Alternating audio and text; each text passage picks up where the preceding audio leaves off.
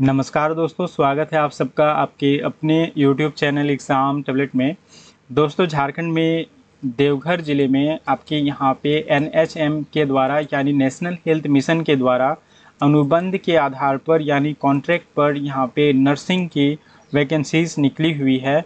और इस वीडियो में हम लोग जानेंगे कि नर्सिंग के जो विभिन्न डिफरेंट पोस्ट हैं वहाँ पे कितनी वैकेंसीज़ निकली है, उसमें एलिजिबिलिटी क्या है, इसमें आपको सैलरी कितनी मिलेगी और यहाँ पे हम लोग देखेंगे कि इसके लिए एज लिमिट क्या है, मतलब कितने वर्ष तक के कैंडिडेट इसमें अप्लाई कर सकते हैं। और उसके बाद हम लोग ये भी देखेंगे कि इसमें सिलेक्शन प्रोसेस क्या है, फुल मार्क्स आपका इसमें कितना है, और एक आखिरी चीज़ कि आखिर इसमें आप आवेदन कैसे करेंगे, मतलब इसमें आप अप्लाई कैसे करेंगे।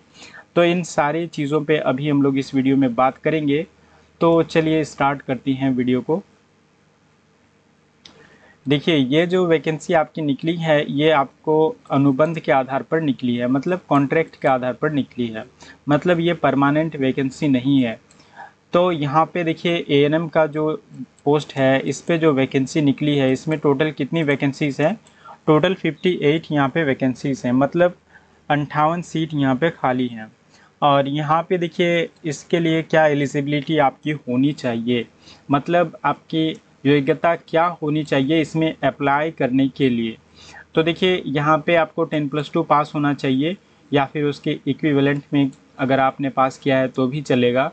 और आपको should have completed ANM course from institution recognised by government and approved by INC.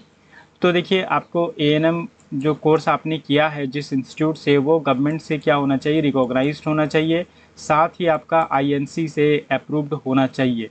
और यहाँ पे देखिए क्या लिखा हुआ है, registered under Jharkhand nursing council, मतलब रजिस्टर्ड होना चाहिए कहाँ से, आपको झारखंड नर्सिंग काउंसिल से। और यहाँ पे देखिए पर मंथ जो आपको सैलरी मिलेगी वो कितनी मिलेगी, वो 11,466 रुपये आपको सैलरी इसमें मिलेगी। देखिए यहाँ पे अगर यहाँ पे जो वैकेंसीज़ है उसका ब्रेकडाउन देखें कैटेगरी के वाइज, कास्ट कैटेगरी के वाइज, तो जनरल कैटेगरी में आपको यहाँ पे 22 हैं रिक्तियाँ, और एससी में यहाँ पे 6 वैकेंसीज़ हैं, एसटी में 10 हैं, बीसी 1 के लिए 8 है और बीसी 2 के लिए 6 है और ईडब्ल्यूएस के लिए 6 है। मतलब यहाँ पे देखिए आपकी टोटल जो वैकेंसी है वो कितनी है, वो 58 है। उसके बाद देखिए यहाँ पे स्टाफ नर्स की जो पोस्ट है इसमें टोटल 2 वैकेंसीज़ हैं, जनरल कैटेगरी से एक है और आपके BC2 कैटेगरी से एक है।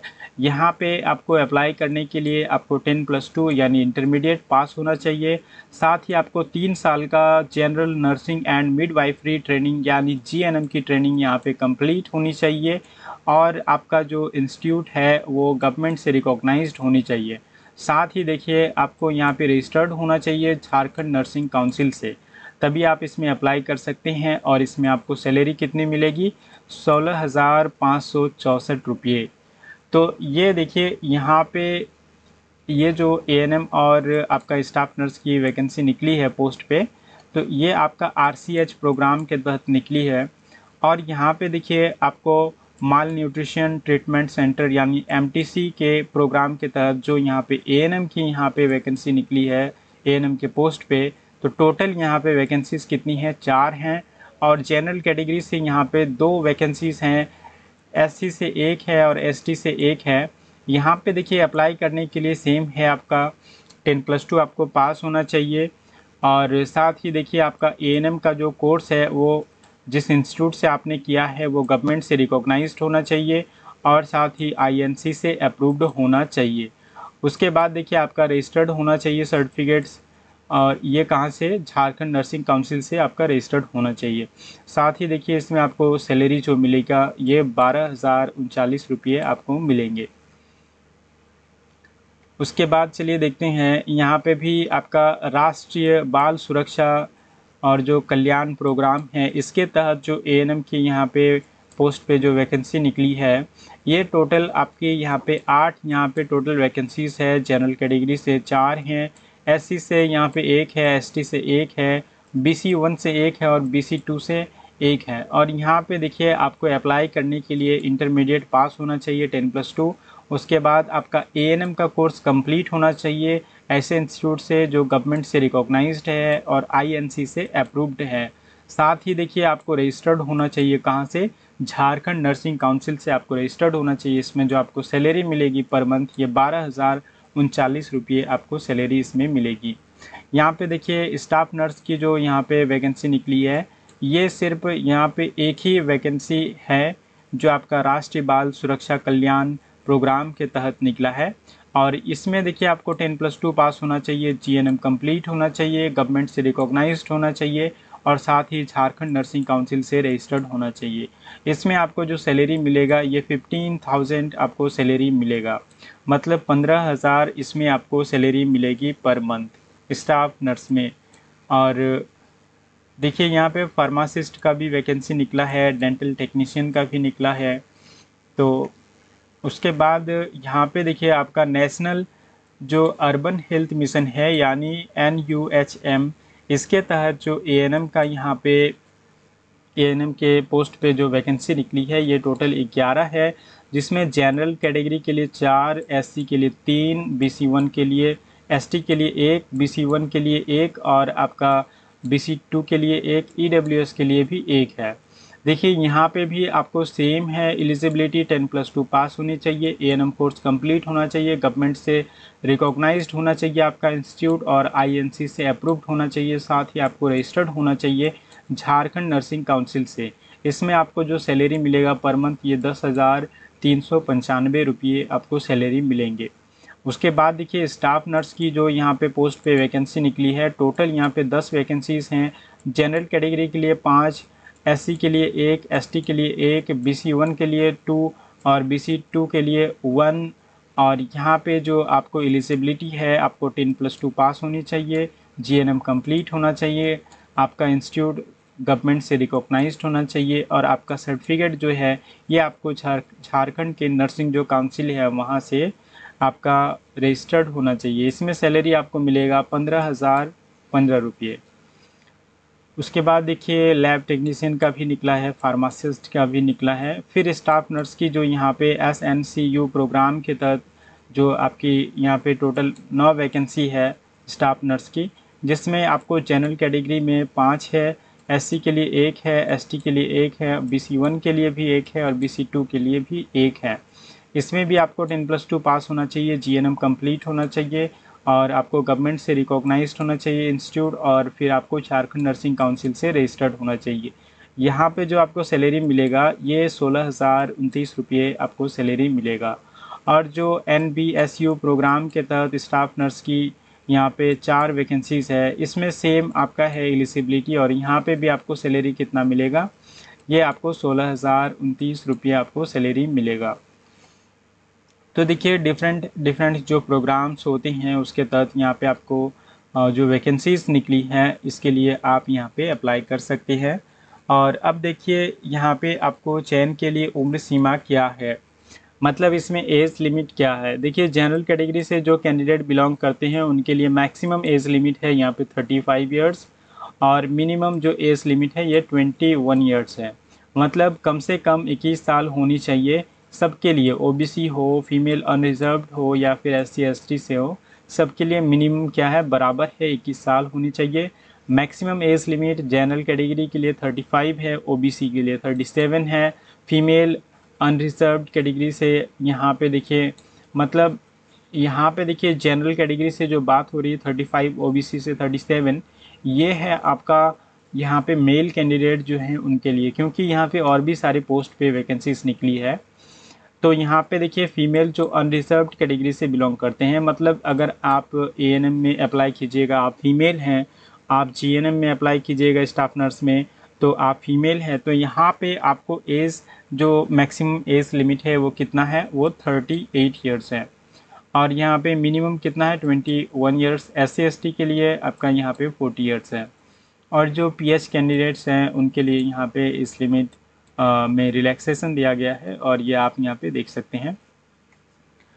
उसके बाद देखिए आपको यहाँ पे जो यहाँ पे चयन की शर्तें हैं ये यहाँ पे शर्तें पूरा का पूरा यहाँ पे लिखा हुआ है कि क्या क्या शर्त है।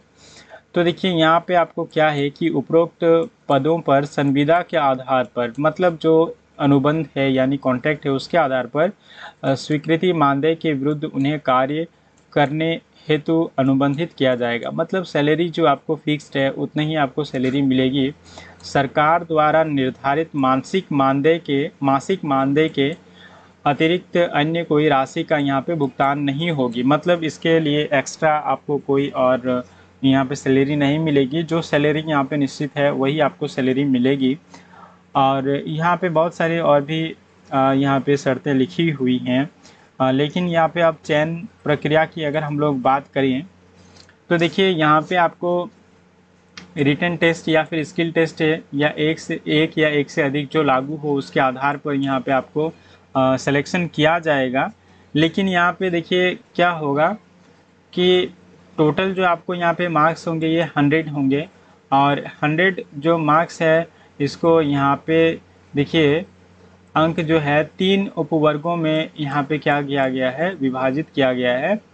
तो सबसे पहले देखिए यहाँ पे एक तो हो गया आपका, एक नंबर में क्या होगा, जो आपका एकेडमिक मार्क्स है उसके आधार पर आपको कितना मिलेगा, 50 नंबर मिलेगा। और relevant higher qualification in the concern stream of education if applicable. लेकिन अगर आप उसी कैटेगरी में अगर आप हायर एजुकेशन हासिल किए हुए हैं, अगर वहाँ पे एप्लीकेबल है तो वहाँ पे आपको कितने मिलेंगे, 10 मार्क्स एक्स्ट्रा मिलेंगे। और फिर देखिए स्किल टेस्ट, ये डिपेंड करता है कि आप किस पोस्ट के लिए यहाँ पे अप्लाई कर रहे हैं या फिर रिटन एग्ज़ामिनेशन। स्किल टेस्ट या फिर रिटन एग्ज़ामिनेशन हो सकता है, दोनों में से कोई एक होगा। और यहाँ पे टोटल आपको कितने मार्क्स हैं, इसमें आपको टोटल 40 मार्क्स है। और देखिए जिनके लिए यहाँ पे स्किल टेस्ट नहीं है उनके लिए यहाँ पे जो मार्किंग सिस्टम है ये यहाँ पे है। और यहाँ पे देखिए आपको क्या लिखा हुआ है कि अंतिम रूप से तैयार की गई मेधा सूची, मतलब आपका जो मेधा सूची होगा, देखिए मान लीजिए आप एएनएम या फिर जीएनएम में यानी स्टाफ नर्स के पोस्ट पे अप्लाई करते हैं, तो आपके एकेडमिक मार्क्स जितने हैं उसमें आपको 50 मार्क्स में आपको कितने मिलेंगे वे लोग डिसाइड करेंगे। और फिर उसके बाद देखिए स्किल टेस्ट या फिर रिटन एग्जामिनेशन अगर यहाँ पे होता है तो उसमें आपको 40 मार्क्स होंगे। और 40 मार्क्स में आप कितने ला पाते हैं ये आपके ऊपर डिपेंड करता है। और उस हिसाब से यहाँ पे क्या होगा, अंतिम रूप से एक मेधा सूची यानी मेरिट लिस्ट बनेगी। और देखिए उपायुक्त के कार्यालय में 1 सप्ताह के लिए प्रकाशित की जाएगी। मतलब जो आपका डीसी ऑफिस है वहाँ पे आपको ये उनके जो नोटिस बोर्ड है वहाँ पे 1 सप्ताह के लिए ये रहेगा। और ये कहाँ पे निकला है, देवघर ज़िला में निकला है। तो देवघर के जो डीसी ऑफिस है वहाँ पे आपको इसका नियुक्ति का जो मेधा सूची बनेगा, मेरिट लिस्ट बनेगा, तो ये वहाँ पे सूचना दी जाएगी। और साथ ही देखिए प्रकाशन होने की सूचना देवघर जिला के जो वेबसाइट हैं www.devghar.nic.in, तो यहाँ पे भी आपको देखी जा सकती है। और उसके बाद देखिए आवेदन की इसमें प्रक्रिया क्या है। तो देखिए आवेदन की प्रक्रिया यहाँ पे क्या है लिखा हुआ है टोटल। और लास्ट डेट जो है ये आपका 25 अक्टूबर 2023 है, यानी 25 अक्टूबर 2023 के शाम के 5 बजे के बाद आप यहाँ पे अप्लाई नहीं कर सकते हैं। और यहाँ पे देखिए आपको स्पीड पोस्ट या फिर निबंधित डाक यानी रजिस्टर्ड पोस्ट के माध्यम से आप कार्यालय सैनिक यहाँ पे देखिए शल्य चिकित्सक सह मुख्य चिकित्सा पदाधिकारी राजकुमारी कुष्ठाश्रम परिसर देवघर में आप इस पते पर, ये जो पूरा आपका पता दिया हुआ है बोल्ड लेटर में यहाँ पे लिखा हुआ है हिंदी में, तो इस पते में आपको क्या करना है, इसको यहाँ पे फिल करके आपको क्या करना है, रजिस्टर्ड डाक या फिर स्पीड पोस्ट के माध्यम से इसको आपको इस पते पर क्या करना है, स्पीड पोस्ट या फिर रजिस्टर्ड डाक के माध्यम से आपको सेंड कर देना है। और वो भी कब तक, 25 अक्टूबर 2023 के शाम के 5 बजे से पहले। तो ये सारी चीज़ें हैं। यहाँ पे आपको क्या क्या लगेंगे, देखिए यहाँ पे लिखा हुआ है, देखिए यहाँ पे आपको लिखा हुआ है कि जो आपके अंक पत्र हैं, शैक्षणिक प्रमाण पत्र हैं, तकनीकी योग्यता प्रमाण पत्र हैं, अनुभव है, जो आपके पास एक्सपीरियंस है, इसका आपको स्व अभिप्रमाणित मतलब सेल्फ अटेस्टेड मतलब खुद से आप साइन करके डेट लिखेंगे और उसका आपको छाया प्रति मतलब जेरोक्स कॉपी आपको देना पड़ेगा। और अगर आप आरक्षण का दावा करते हैं तो फिर आपको आवास, ये जाति प्रमाण पत्र, ये सारी चीज़ें आपको यहाँ पे लगेंगे। और जिसमें कंप्यूटर में स्किल मांगा है उसमें कंप्यूटर स्किल का भी प्रमाण पत्र लगेगा।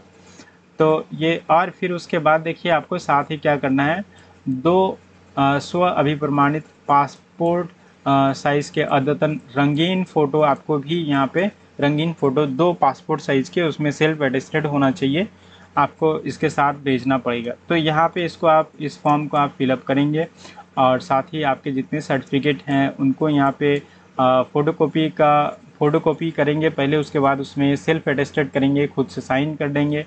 और उसके बाद 2 आपको रंगीन पासपोर्ट साइज़ फ़ोटो भी यहाँ पे अटेस्टेड, सेल्फ अटेस्टेड क्या करना है, इसके साथ आपको सेंड करना है। कहाँ पे, इस एड्रेस पे 25 अक्टूबर 2023 शाम के 5 बजे से पहले।